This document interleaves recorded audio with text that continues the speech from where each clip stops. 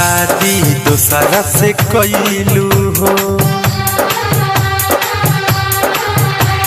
हमारा के भूलैलू हो।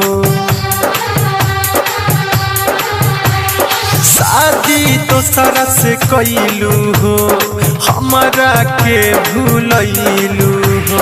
भइलू बेगाना कके दीवाना ये जान, तू आगे बदल गइलू, छोड़ी के हमके चल गइलू। रोइले हरदम मुश्किल जियल कइलू,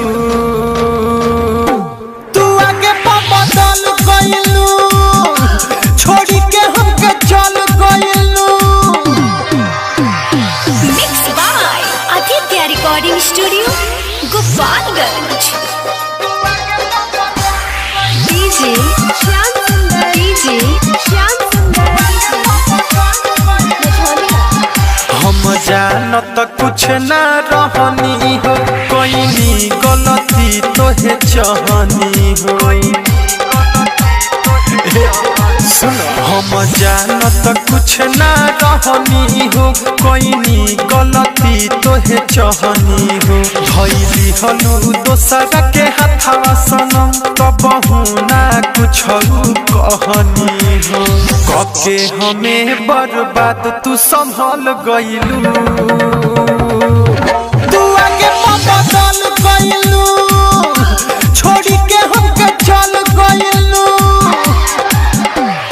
रोइले हरदम मुश्किल जियल कइलू, तू आगे बदल गइलू, छोड़ी के हमके चल गइलू।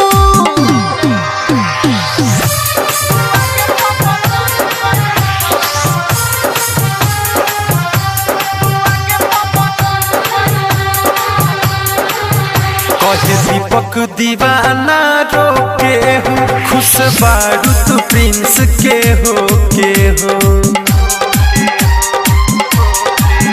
कहे दीपक दीवाना रोके हो, खुश बारू तू प्रिंस के हो के हो। जियतानी कसहू मर मर के, आपन सुन सब कुछ खो के हो।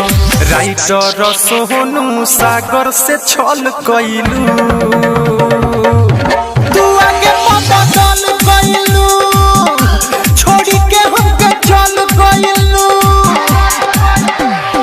रोइले हरदम मुश्किल जियल कइलू।